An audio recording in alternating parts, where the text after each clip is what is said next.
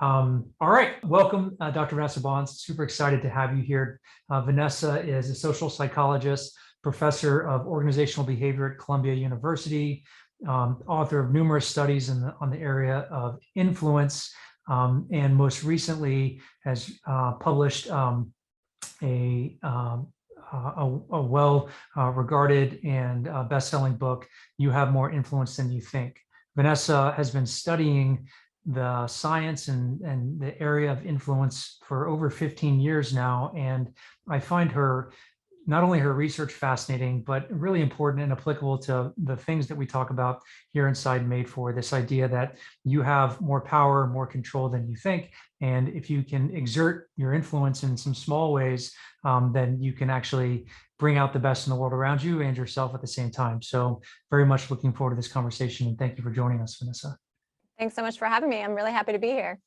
Awesome. Well, there are, I know you've done countless studies, probably thousands of studies up by this point, and have unearthed so many great insights from that. And we're not going to be able to cover all of them today, but there are really three questions that I would like to answer, and hopefully in the time that we have, be able to do so. And the first one, I think, maybe the most important place to start is this idea of why do we underestimate the amount of influence that we have? And maybe we'll start there. So. Yeah, sure. So this is a big one, of course. And as you said, I've done so many studies on this exact topic. So I'll give you sort of a general answer. And then as we get into the specific findings, there's kind of specific reasons we underestimate our influence in specific ways.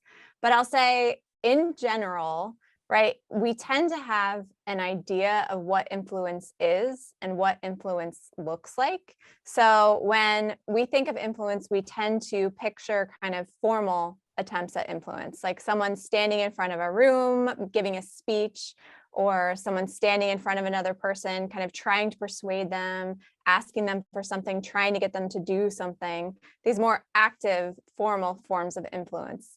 And we kind of assume that we'll know if we've made an impact and that we'll know that we have influence if that person concedes the argument, or if, all of a sudden you see their behavior change. So we have this idea that we'll really see this tangible sort of evidence that we've influenced another person. But in fact, so much of influence doesn't happen like that. So much of influence is silent and invisible, and it happens in other people's heads where we can't see it. It might happen a week later or a month later. Something we say sort of actually starts to resonate. People think about it. It's often cumulative. So it could be that we say something and, it's food for thought, but the person doesn't change their mind or their behavior. And then they hear it a few more times. And us saying it played a big role in a behavior that they changed down the road. In some cases, influence is actually confirming someone's prior belief or behavior. And so we just convince them that what they were already doing was the right thing and they keep doing it. And so we don't see that.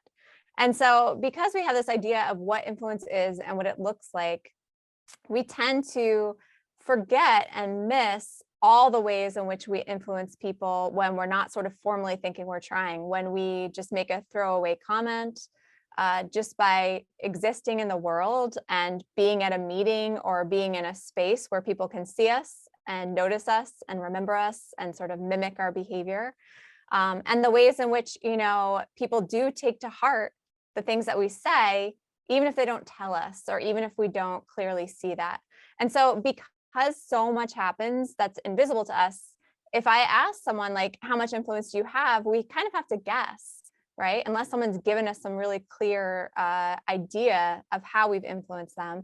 And when we guess, we tend to focus on all the times that we sort of fail to influence. Someone didn't do something we asked for, and we focus more on the negative.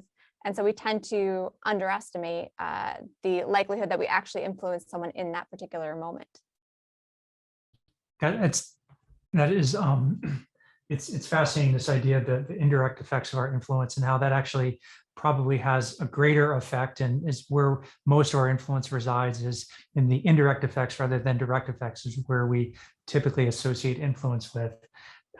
You I always like to focus on positive things, and one thing that you talked about in your book and comes out of some of the work that Boothby has done is this idea of the liking gap, and that we have, maybe you'll do a better job of describing it than I, but could you talk a little bit about that and how that relates to our influence? Sure, I agree. This is one of my favorite, sort of most reassuring findings. And this is the idea that when we interact with another person and then sort of part ways, we actually think that the other person liked us less and enjoyed speaking with us less than they actually did. And so, what Erica Boothby, the Wharton researcher you mentioned, did to study this is she actually brought people together, two strangers, and had them just have a chat.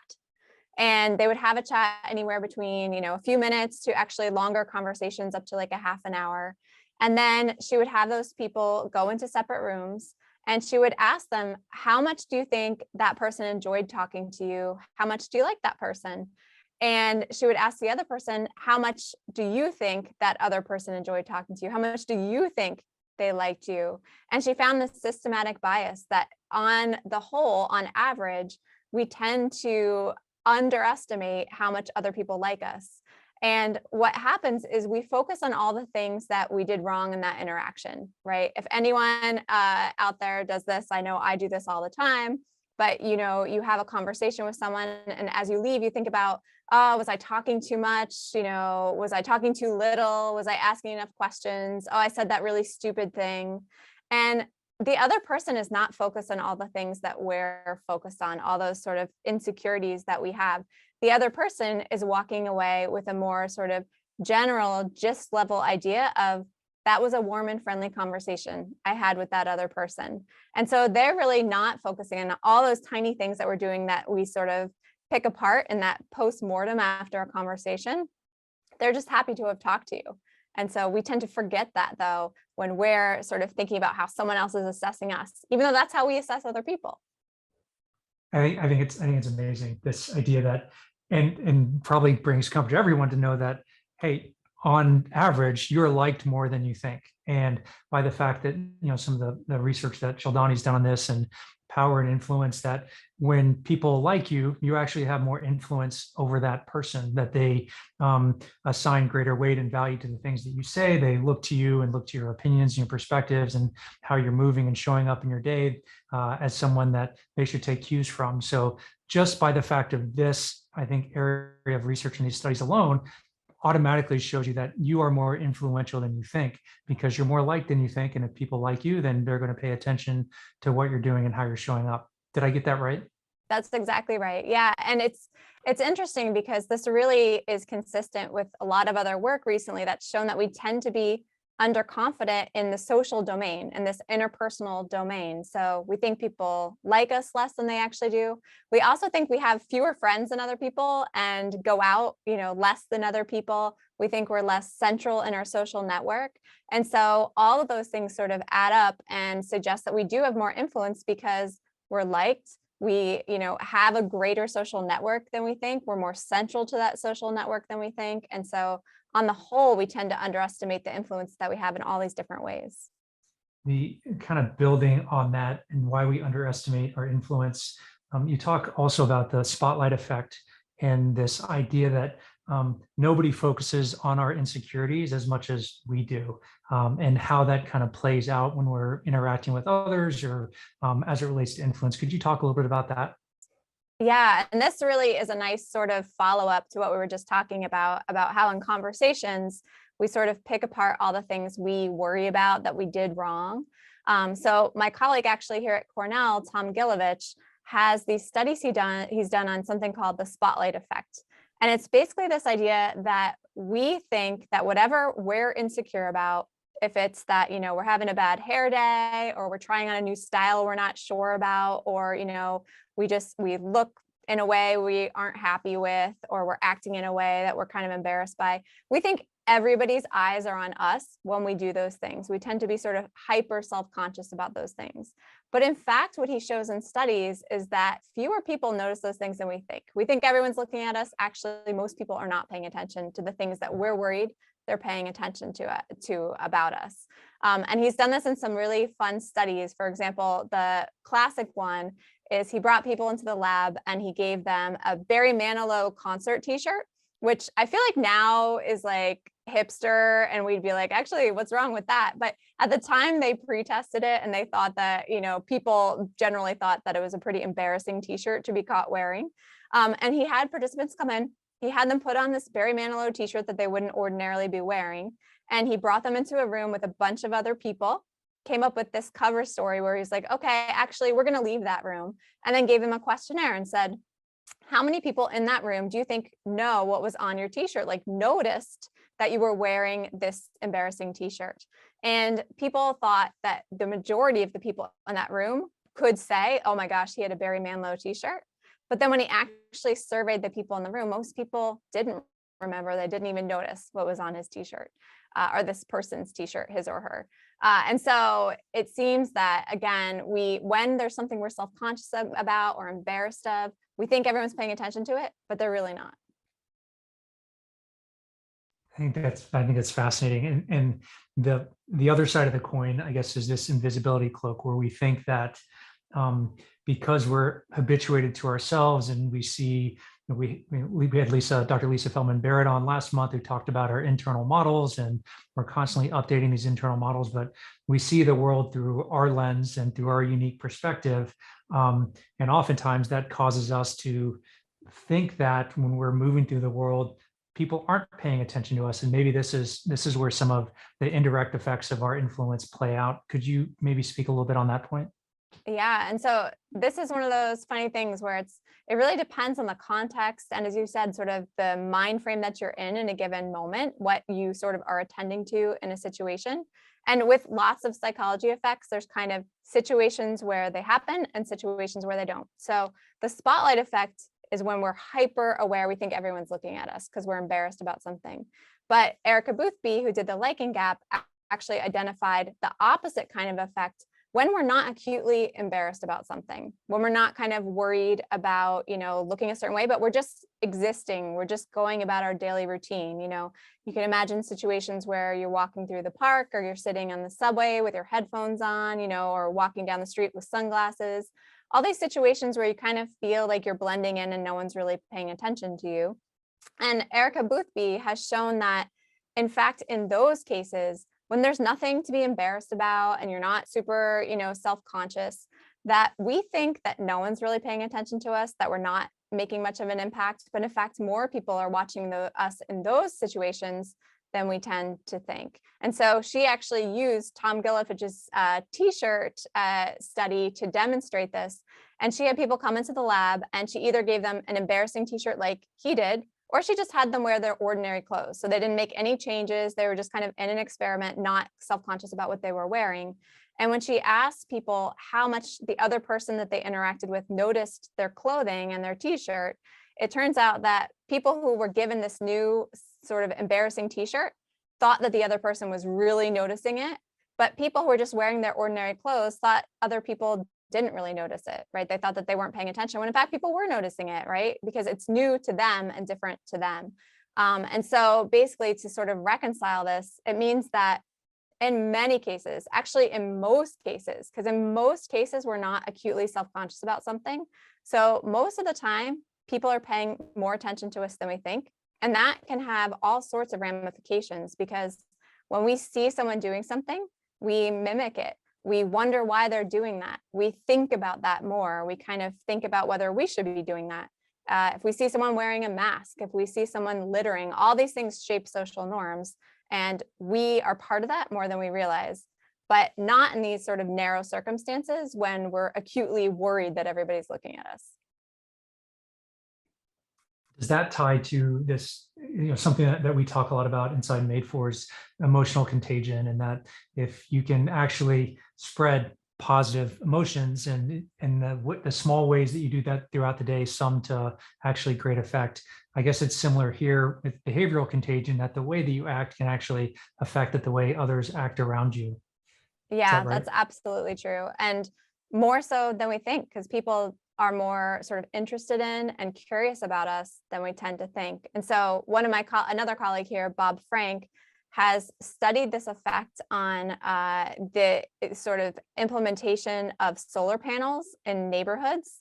And what he shows is that if one person puts up a solar panel, right, they're kind of thinking about their own carbon footprint. They might be doing it to save money. They might just be thinking about their own reasons. But everyone in the neighborhood is walking by or driving by that person, considering what they're doing, seeing what they're doing, kind of wondering why they're doing it. And as they start to think about that, now they're like halfway there towards thinking about doing it themselves. Like, I wonder why, maybe should we consider that? And he's actually shown that if you look at aerial footage of neighborhoods, there's clusters of solar panels, like one person put one up and then someone else down the street did and someone else. And it's because of this behavioral contagion, but it's this really sort of amazing aerial way of seeing it happen in real life. Very, very cool. I think, in some ways you could hear this and think like, oh man, the next time I go out, everyone's looking at me, and maybe even get a little bit more self-conscious about that. But maybe the other way to think about it is that the small acts of kindness that you have, or the small little ways that maybe you're being more intentional through your day, engaging others, actually those effects can be amplified because people are paying attention to that and want to mirror that. And this is not directly related, but tangentially, we had a member who shared a moment of gratitude with her mother, and she had written a letter and read the letter aloud to her mother, and it was this a very personal moment. And at the time, her mother kind of responded flatly with low affect, and was like, "Oh, okay, that's very nice, thank you very much." And she wondered, hey, did I really have an effect on her in that moment? And she walked out of the room, and standing in the hallway was her young daughter, who had been listening that entire time to her reading that letter to her mother. And that her daughter was like, wow, what you said to grandma was so nice. That was so beautiful. And it had this impact that, again, she didn't realize she was having at the moment, but going to this idea that the indirect effects of our actions sometimes far outweigh the direct effects. And that can be a really positive thing if you're engaging those intentionally. So. Yeah, that's exactly right. And I always try to tell people, even in situations like online, people get into these things back and forth with one other person and they're focused on that person. But there's often an invisible audience watching the things you're saying and doing who you're impacting as well. And so the more you can model positive behaviors, even if you're not getting through to that one person you're talking to, you might be getting through to a bunch of people who are watching, just like that little girl. Yeah, I thought this was fascinating, that your reach specifically on social media or these social platforms is 3 times as large as you think. So if you have 500 friends and you think, hey, I'm reaching 500 friends, or a small subset of that, you're actually probably reaching 1,500, maybe even more than that, through the content or the messages, what you're putting out there, which to me is just like, oh wow, makes you want to be, at least makes me want to be a little bit more intentional. I know I drive my team crazy at times because they always want me to post more. And I'm saying, oh, well, I don't have anything to say right now. But when you start realizing that the words that you're putting out there, the actions that you're doing are amplified, one, because people are paying attention, but also two, because they're reaching more people, especially on these social platforms, it just adds another level of, again, this idea that you have more influence than you think, and you need to wield that influence in ways that are creating the types of change or the types of effect that you care about. Yeah, exactly. And I think one sort of interesting aspect of that, right, is that when you ask people if they think that they have a social media presence, sort of like the average person, right, on the whole, people tend to think that I'm just like tweeting into the void or just sharing information into the void. And we tend to base that, what the research shows is if you ask people, how many people saw this tweet, for example, we base it on likes and engagement, when in fact, so many more people see and are impacted by things and actually engage with it. And so we tend to underestimate all the people, as you said, who we're actually reaching. And that is what's known as the invisible audience. So just like we have this invisibility cloak illusion, and we don't realize how many people watch us on a daily basis, at the same time, we have an invisible audience when we do things online. And as you said, that means that we have a lot more influence, and it can be empowering to think that people are actually sort of paying attention more to the things we're saying and doing. But it also really comes with a certain degree of responsibility that we really should think about the things that we put out there. It's amazing. I love that. It's such a great point. I want to, there's a question that maps to this, that asking about the difference between real life influence and in-person and Zoom influence. And I know that you cover this specifically, and I want to get to that. But before we do, I was wondering if you could talk a little bit about the default state of trust and how that plays when we think about influence. Yeah, so we tend to think that other people's default is to say no, right? Or to reject us or to argue with us. We just have this sort of sense that we're kind of putting up barriers and preparing for the worst. If we're like going to argue with someone or try to convince them of something, if we're going to ask them for something, we kind of get on the defensive, assuming that that's their default state. But in fact, the research shows, and it makes sense evolutionarily, since we all have to work together, to survive, essentially. That's how we evolved as a social species. In fact, our people's default is to be trusting as a first step. Their default is to actually be agreeable. And so there's studies where they've had people ask people for things when they're kind of in a mindless state. For example, have someone asked to cut in front of you if you're waiting in line.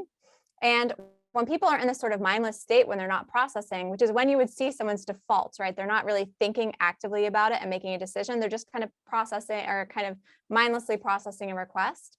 Most people will agree. It's something like 80% of people just agree to that request. And so it suggests that instead of this idea we have that people are going to be really sort of assertive and distrustful and not want to do things for us, people's default is actually to do things, and it's harder, it's more effortful and riskier to say no, to distrust someone and kind of start from that position. And so maybe going back to this question, then I know you talk about that if we don't recognize that people have a default state of trust, then oftentimes our inclination is to maybe be overly assertive, or maybe to not be clear and direct in our ask, or to maybe ask in tangential ways, or ask through different mediums. But your research has actually shown that there are some real effective ways to influence others, and to maybe, if you have a specific ask or a specific intention of what you want, how to get that. Could you talk a little bit about that? Yeah. So as you said, if you think about this, if you think someone has a default to say no, or a default to just argue against anything I say, how are you going to approach for something or trying to influence them? You're going to do one of two things. You're either going to come in guns blazing, right, and try to be super assertive and kind of overcome this perceived barrier that you're expecting to run up against. Or you're going to back down. You're going to negotiate yourself down from things you might ask for because you assume the other person would never agree to something like that, right? Or you just don't even bother engaging because you assume the other person isn't willing to listen to something that you have to say. And so there really is sort of a nice happy medium of assuming that someone else actually might be quite willing to listen to what you have to say. They might actually be quite willing to agree to something that you have to ask.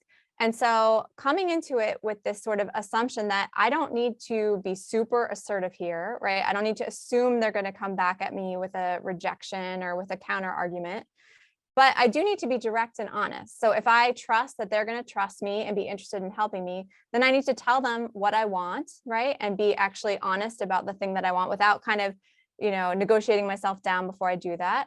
And I need to make my argument nice and clear. So it's really about being clear and direct without necessarily being super assertive, so that we can be honest and genuine, authentic, ask for the things that we want, not assume it's the end of the world if we get a no, right? Which it's not, but also recognize that it's actually less likely that we're going to get a no than we tend to think, but also not sort of doubting ourselves before we even go into that.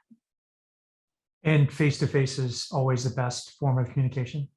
Yeah, so this is interesting because in my research, most of my research is on asking for things, and I'll just give you sort of a general understanding of this. I basically bring people into the lab and have them ask people for things in all sorts of ways. It could be in person, it could be, asking friends or strangers, asking over Zoom and email. At this point, we've run so many studies. As you said, we've had our participants ask 15,000 people, actually more than that now, for different things. So we've sort of tracked what's most effective. And for asking for things, the most effective way is face-to-face, hands down. And we weren't even sure what we would find, but when we compared face-to-face to Zoom and the phone, nothing beat face-to-face. Zoom and the phone were much more effective than over email, not surprisingly, because emails are so easy to sort of ignore and to say no to. You can come up with a way that you feel comfortable saying no. But what's interesting is when we asked people, what do you think is going to be the most effective way? They didn't actually think there would be a huge difference. They thought at the end of the day, people do things because they want to do them. And it doesn't matter how exactly you ask. But in fact, being in front of someone asking is just that much more sort of visceral and emotional and sort of natural, they call it in some of the theories. And so it's a lot harder to say no to someone when they're asking in person. And you also have this empathy and warmth that you just kind of lose when you kind of get further and further away from in-person interactions. So for asking, yes. One interesting caveat is that I just came across a study showing actually for giving things, and I think this is actually a really positive finding, for giving things like compliments and expressing gratitude, then it doesn't really matter. It feels good no matter how you do it. If you text, if you email, if you call, if you do it in person. And so, when asking for things, it's better to be in person. But if you want to just express a kind word, give a compliment, you can do that any way you want, and it's equally sort of appreciated.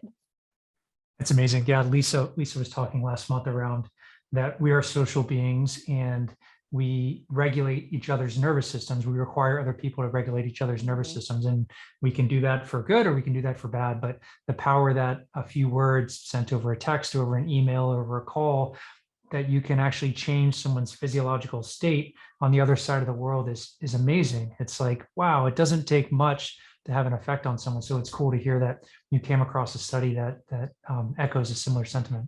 Yeah. Very, very cool. Okay, I am interested in this idea that there's a little bit of, oftentimes we think of an ask as we're putting a burden on someone, but there is an element of bidirectionality there, that when you ask for a favor or you ask someone for something, part of the reason people like are inclined to do more for you than you would think is because it actually feels good to do something for another person or to respond in kind. Could you maybe talk a little about that and how you've seen that play out in your research? Yeah, and I think it's interesting because one thing in my research is that it's hard for people to say no.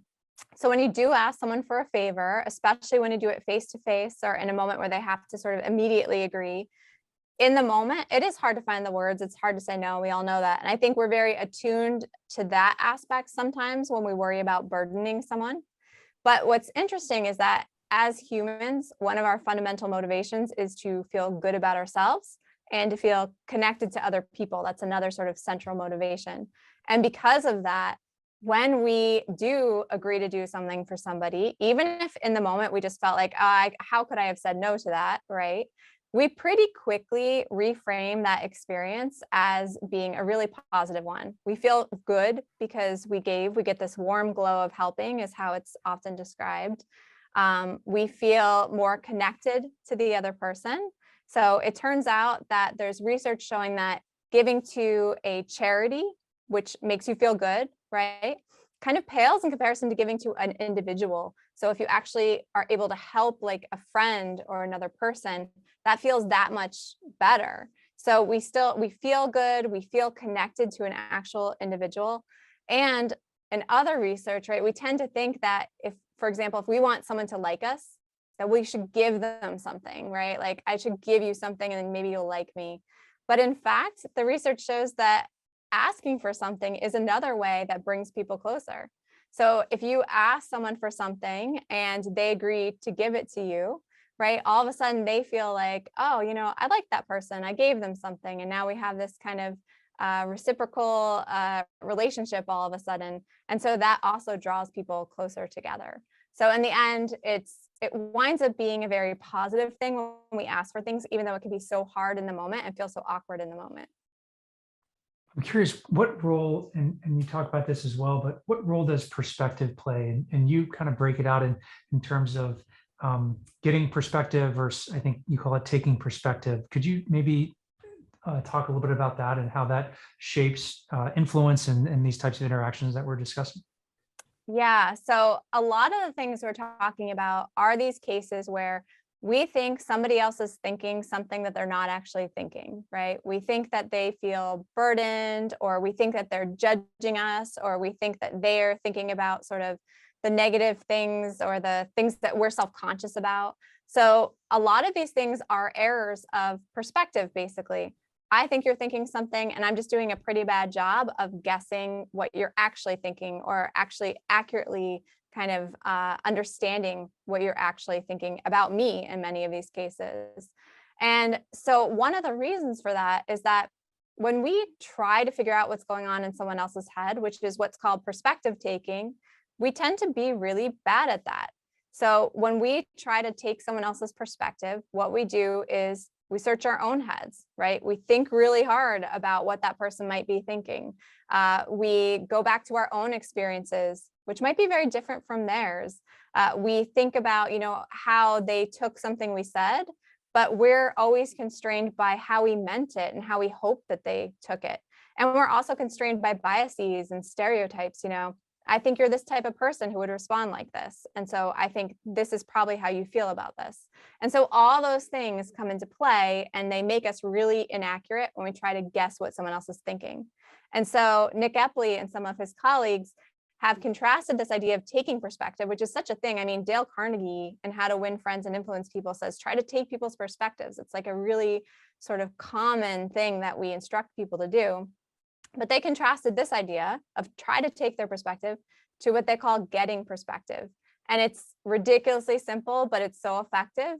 And it's simply asking people what they actually are feeling and experiencing, right? And we often forget, we think if we guess, we can figure it out, but nothing beats actually asking someone, how did you feel about that? How did you take what I said? And people are actually much more willing to open up and share things with us than we tend to think if we just ask them.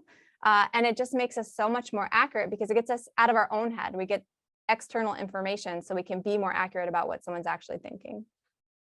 It's amazing. We talk about active constructive responding, and that being a really effective way of communicating, and imagining yourself sitting shotgun alongside someone else and seeing the world through their lens, and doing so by asking questions and trying to relive an experience through their point of view. And oftentimes what you find is that leaves you closer than you would imagine, that you feel even more connected, but also too that you learn things that you never might have learned otherwise, because you really are engaging in the conversation not from a point of projecting your model onto that person, but rather understanding how is it that they see the world and move through it. And so it's very cool to hear this concept of taking perspective. Very, very cool. Or getting perspective. Yeah. And it is that it's like cultivating this curiosity about other people and asking them from a place of curiosity, and they share. And as you said, you just learn all these things you wouldn't ordinarily. And another way, it's again, deceptively simple, but incredibly powerful, is reading as much as possible things written by people who are not like you. Basically, that helps you develop empathy. It helps you sort of see other people's experiences, and again, get out of your own head and the way you've experienced things, and get a sense of how other people might be seeing things. I think this is interesting because we have a number of people that are on or that are listening that are inside companies, or they hold positions of leadership either in their community or their organizations that they serve in. And this idea, I think the effects of it get amplified the more elevated you get, or the higher positions of power that you occupy. And this is something that you talk about, and I think it's really interesting. I'm wondering if you could share a little bit about that. Yeah, this is a really important part, because I think a lot of people in positions of power or in leadership positions, you assume, okay, they must know how much influence they have. They must not make these same kinds of mistakes. But actually, the research suggests that they make these mistakes even more, and their gap between how they think people feel and how people actually feel when they speak and when they ask them for things is even bigger than if you're not in a position of power. And that's for a few reasons. So one is that once you're in a position of power, you just don't by necessity have to take people's perspectives as much, right? You don't need to sort of always be checking in to make sure that you didn't offend somebody or you didn't say something wrong, or you're worried about, oh, how did so-and-so take this thing I said? Because you're the person in the position of power. It's just not as consequential for you as if you're an underling and you've offended that person who's in power. And so we just tend to take other people's perspectives, or try to think about sort of getting their perspectives less when we're in positions of power. So that's one thing. Another thing is that when we're in positions of power, we actually are more free to say no and say our opinions and not sort of worry about things. And we're not as constrained by the situation. So if someone asks us to do something that we don't feel comfortable with, we just say no, because we have that power. I mean, that's part of our position.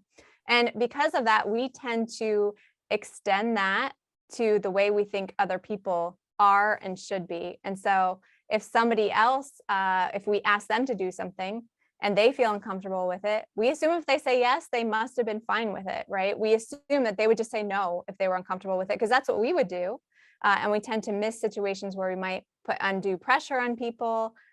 We tend to blame people for situations that aren't in their control, like being late, for example, to a meeting because they were stuck in traffic. We kind of think, why couldn't you have the agency to get here on time when it was actually beyond their control? And so there's all these ways in which we kind of err even more from a position of power. Very cool. As you're speaking, I'm thinking about that there's one exception to this, and this is 2-year-olds, because my 2-year-olds don't do anything that I say. So I in fact do not occupy a position of power in my house. I'm realizing that now. Yeah. Very cool. The kid thing, I'm definitely not an expert in how to get your kids to do stuff. I struggle too. I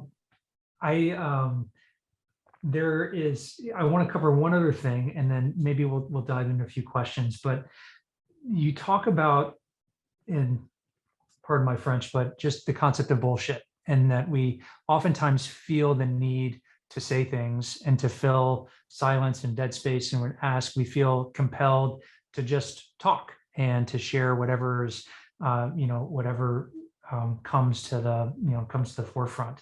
But you highlight the impacts of that, and that actually has some consequences, and at times can be tremendously negative. I'm wondering if you could maybe talk a little bit about that. Yeah, it's interesting. So another one of my colleagues, John Petrocelli, has this work showing that if you give people sort of just a vague story where you couldn't possibly know why someone did what they did. So for example, he gives people the story about a politician who drops out of the race. And he asks people, why do you think this person dropped out of the race? He doesn't give them any context. He doesn't give them any reason that they would have to, be able to explain this person's behavior.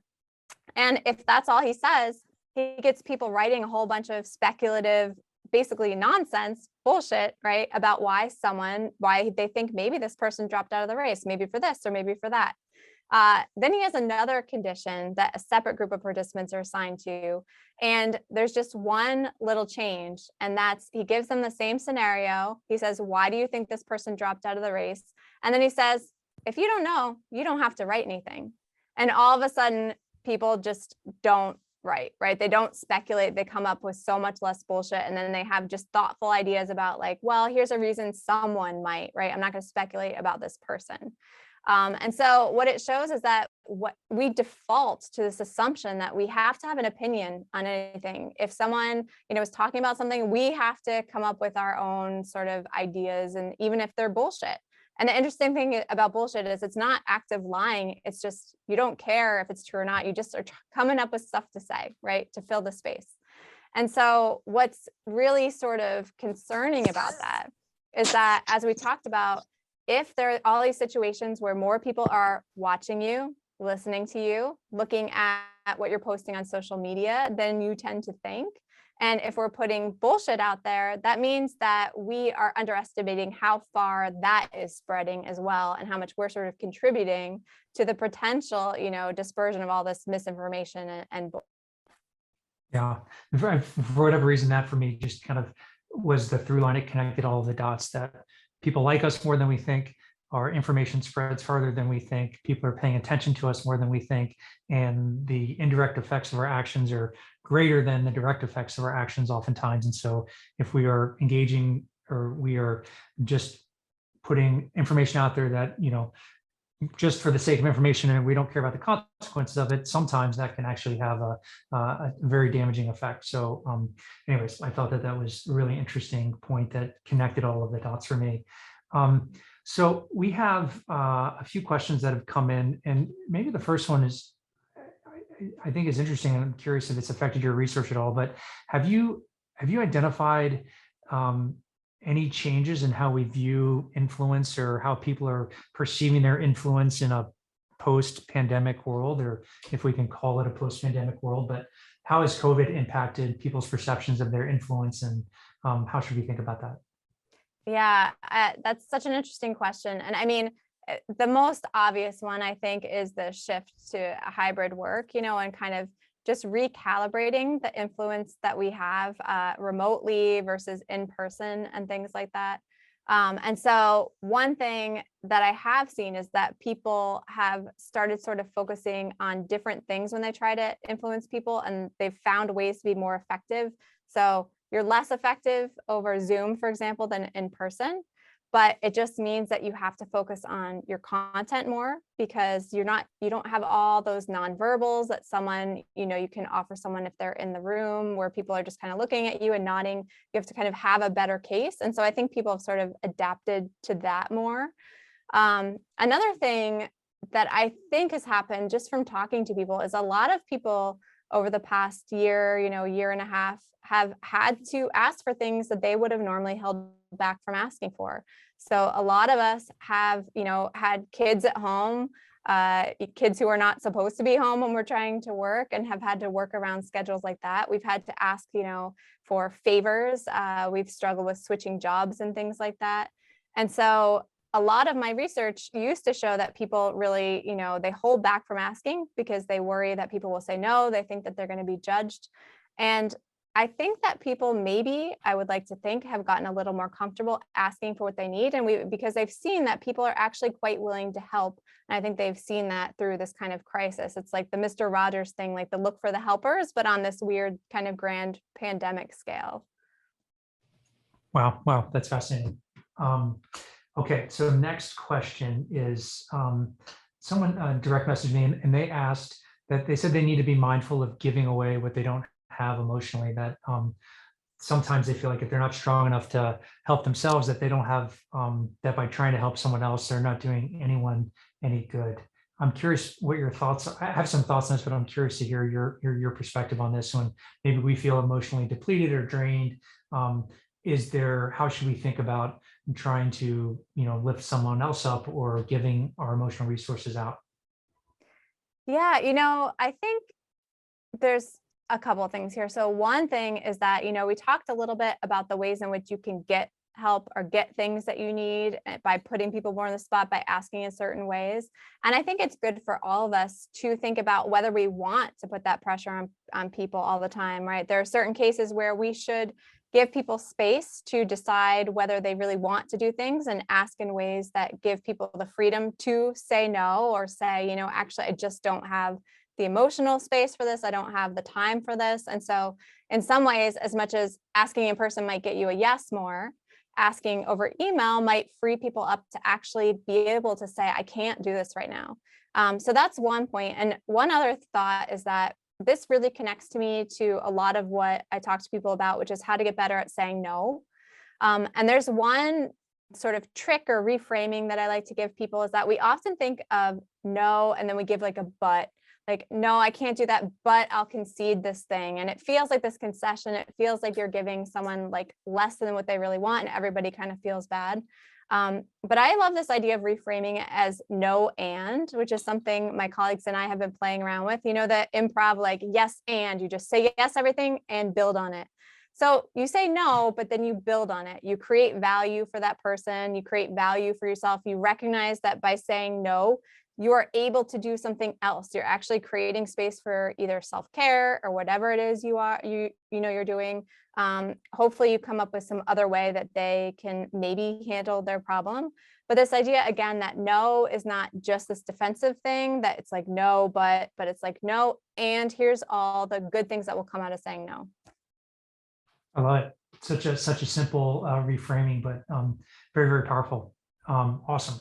Okay, so someone had a question around if they recognize that another person in their lives has power over them, but they don't realize the amount of influence and maybe how they're wielding it irresponsibly. Is there a way that you found to help someone see the influence that they have, to make it more visible to them, so that maybe they can be a little bit more intentional about how they're wielding that influence or power?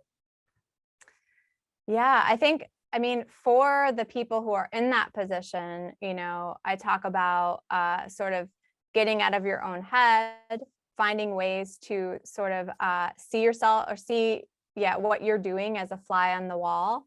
So one thing is I've sort of talked about with people is that I was talking to this person who works with coaches, like athletic coaches, and coaches love tape, and they love, taping their players and playing back and being like, oh, here's what you did, here's what you're going to do differently. But no one ever thinks to tape the coaches. And so this person who I was talking to started taping coaches so they could say, this is the behavior you're doing, and this is how your players are responding to that, right? So you get this third party perspective, because the problem is we never actually see ourselves when we interact. We see everyone else's reaction, but we don't know what we're doing, the facial expressions, the things that we're potentially saying that people are reacting to. And so this sort of little approach kind of gave people a chance to see, oh, wait, this is what I'm doing that's contributing, and potentially a problematic behavior that's contributing to this dynamic.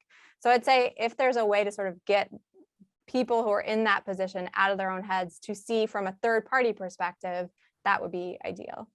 That makes a ton of sense, and probably even it goes back to again, this idea that you have more influence than you think. And so if you can be clear and direct and in person, share how what someone is doing is affecting you or impacting you, or maybe why there might be a disconnect between what the person in power thinks they're doing and how it's actually being received. But that's probably a really effective way to influence that person and make them more aware about what they're doing. So yeah, I think we could coin that like a new thing called giving perspective. You can get perspective by asking, but if the person isn't asking, you give them the perspective by sharing. Yeah. I love it. Giving perspective. Yeah. Awesome. Okay, so another question came in. What's one tip you have for people who might experience imposter syndrome, that maybe they can tell they're being perceived as having a lot more influence than they actually feel they should have or that they have? Yeah, I mean, it's funny because I'd say that to like go back into my history and sort of get a sense of my perspective on all this. So I grew up on a farm. My dad was a mechanic. We didn't really talk about college, or, he didn't really have he had no sense of like an Ivy League college. And then I went to like these fancy colleges where I felt totally out of place and had the most extreme imposter syndrome. And I think that really shaped a lot of my findings, a lot of my research, and a lot of things I've gravitated towards in social psychology. And so, first of all, I'd say the thing that has always reassured me is these findings that show that we are just so much harder on ourselves than anybody else is. And the way that we think we're coming across, we're generally coming across so much better to other people. So that's one. And then one of the things that's always made me feel better about imposter syndrome is that the people who usually experience imposter syndrome are the ones who are actually doing well. Because when you're doing well, you start being surrounded by people who are great, right? You start surrounding yourself with the smart people, with the people who are good at what they're doing. And so, of course, you start to feel like an imposter because now your comparison group is that much higher. But it's not because you're not supposed to be there. It's because you actually rose in the ranks and you are where you're supposed to be, but you just are sort of still not catching up to see yourself reflected in these other people. So it just always made me feel better to think the people doing well are the ones who experience imposter syndrome. I think that's a great way of framing it. I love that. Very, very, very, very cool. Okay, let's see. There was a question that came in. I don't understand this term, but you might. Have you done any research on positive spin speculations? So I just saw that comment too, and I don't know that term. I'm not sure what that means. Does someone want to clarify? Caitlin? Caitlin, if you want to come off and ask.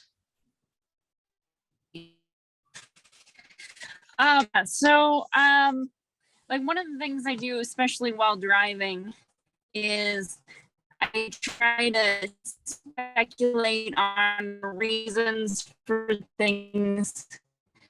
Like, I don't know, somebody's driving insanely. I will like, I don't know, revert back to when my dad, he made wedding cakes and I was a kid. And he would be like, okay, your job is to sit in the back of the car while we go up the steep, windy hill and make sure the cake doesn't fall over. If it's starting to fall, you just yell at me and let me know. Don't touch the cake, but let me know. So like, I know we're driving 2 miles an hour on this steep, windy road in order to try and make somebody's wedding day the best it can be by getting their cake there safely. And so when I get stuck behind slow traffic now, I always think, well, maybe they have a cake in the back of their car. And that helps me to like reframe my mind, because I use that speculation, but like to make a positive spin for myself so that I can calm myself down and not be so frustrated. That's amazing, Caitlin. I think thank you for the question. And now anyone that, for whoever's listening at any point in time sees a driver that's going slow or maybe driving erratically, will probably have visions of cake in the back of their car, which I think is awesome. So yeah, Vanessa, how do you think about this, reframing or positive reframing and Caitlin's question? I love that. I mean, I love that example so much. I haven't done research on it, but I really try to, reframe attributions for my kids when they sort of see someone doing something that could be attributed as, mean or negative. So I have this really strong memory of being at the grocery store, and this woman like snapped at me and my daughter, basically when we were reaching sort of to grab something off the shelf. And my daughter was like, why was she so mean? And I was just like, you don't know what might have been happening in her life today. Maybe she was having a hard day. And just this kind of respinning attributions that someone isn't from sort of permanent features, personality attributions to situational attributions. I think that's often a useful thing. And actually, so it does relate a little bit to, so when we ask people for things and we get a no, we tend to find that really devastating. And it's partly because we're doing this, because we attribute it to something about that person isn't a nice person, or they're not a helpful person. That person doesn't like me. I shouldn't have been asking for that thing. These permanent sort of long-term attributions, when most of the time people say no because of circumstance, right? Because of a situational reason. And so our research shows that when someone says no, we don't want to ask them for something again. But if you ask them for something again, they're actually more likely to say yes the second time, because they feel bad that they couldn't help you the first time. And so again, it gets at this, like, our attributions for things are not always right. And I'd say this idea of some situational attribution, positive spin, whatever it might be, I love it. Amazing. So good. Vanessa, I'm curious, where is your field of research headed? What's exciting to you about what you're studying now, or where you hope to evolve the field to? Yeah, the stuff I'm working on most recently actually kind of gets back to what I was saying about, I've spent 15 years now basically looking at how we get people to do things and our misperceptions about how we can do that. And it's almost always been with this focus of how do we get people to do things more, right? How do we get more yeses? And that's usually what people want to know. But I think over the years, because I've really kind of started to understand that in so many cases, people say yes because it's hard to say no, my research has shifted to thinking about issues of compliance and consent, and how we get people to enthusiastically agree to do things for us and not feel pressured. And so we can have these sort of longer term, not just like one-off interactions where we get what we want, but longer term, reciprocal and useful relationships. I'm curious, how do you start to construct a study that gets to that? Yeah, I mean, so right now we're kind of looking at a big feature of consent is like how freely you felt to say no in the moment. And so we ask people for things in different ways. We manipulate whether, we ask them face to face or whether we give them some time to think about it and leave the room, for example, and ask them, how free they felt to say no and look at whether it changes. Ideally, it doesn't change how likely they are to agree to what you're asking. It just makes them feel better about what they're agreeing to. And so that's kind of the way we usually do it. Fascinating, fascinating. Awesome. Well, this has been just an amazing conversation, very illuminating, and I think we covered a lot of ground. So I'm really happy with how much we were able to cover. I think I have maybe a parting thought, and then Vanessa, I'll turn it over to you for a closing thought for the group. But the thing that most excited me about the work that you do and the research that you share is that, again, it gives us a sense of, hey, we have a way of showing up, and there are small things that we can do, that we can engage and control, that actually sum to great effect. And the thing that we talk often about Madefor is that a better world really begins with the best you. And that if you can take the small steps and direct your attention and effort in small ways to grow the good inside you, then you're actually going to bring out the best in those around you. And so as we think about behavioral contagion, as we think about the fact that people are paying more attention to us than we might realize, or the indirect effects of our specific actions, or the idea that that our messages and our actions spread much further than we think, all of these things just give us a sense of understanding that we have more influence than we think, we have more power than we think, but engaging that power and influence responsibly actually brings out not only the best in us, but those around us. And that the compounding effects of that are tremendous. I mean, that's something that we talk a lot about at Madefor. And so I was just so excited to have you on today and have this conversation, because I think it's an important one. And if nothing else, if everyone that's listening, if you walk away from this conversation with nothing else other than to realize that you are liked more than you think you are liked, take that away. I mean, that's an amazing thing, that people like you more than you think. And maybe that can be the thing that inspires a little bit of confidence, and maybe compels you to step outside of your comfort zone and engage in a way that you might not otherwise engage. So that's why I was so excited for this conversation. And maybe, Vanessa, I'll turn it over to you for any parting thoughts. And maybe if there's one takeaway or one thing that you would like someone to do to put this into action, that would be amazing. Yeah, I'll tell you, one thing that I just find really powerful is our focus on the negative, right? That in any interaction, there's risk and there's embarrassment and there's awkwardness, and we focus on that and not on the positives. And I'll tell you about a set of studies that we didn't really talk that much about, but we actually had people in our studies go out and give people compliments, just random strangers compliments. And we asked them how good it would feel to give these people compliments. And we also asked them how awkward it would be. And our participants actually thought that people wouldn't want these compliments because they thought it was going to be this awkward interaction, that they were going to deliver it in this really sort of, inarticulate way, and the other person would be kind of annoyed. But of course, when they actually did this, the other person was so happy to get a compliment and just felt the warmth and niceness of it. And so it's just, I find that really powerful, that we would focus so much on the potential for awkwardness, the potential social risk, that we wouldn't say something nice that we're thinking about another person. And in fact, that means so much more to that other person than we tend to think. So I'd say, as a parting sort of suggestion, I'd say go ahead, and the next time that you just think something nice about someone, say it. Don't worry about saying it perfectly, because it'll make them feel better than you think. Amazing. What a great message to end with. Awesome. Well, thank you all for taking time to be here, for joining us, for doing everything that you do to, again, make the world a better place. We're so excited for this community and how you all show up. So thank you. And we look forward to talking again soon. Vanessa, thank you so much for being here. And Cornell University, I'm going to correct that on the audio. I think I said Columbia mistakenly in the outset, so I apologize for that. And that's great. Well, have a great weekend, everyone. Have a happy Thanksgiving, and we'll talk soon. Cheers.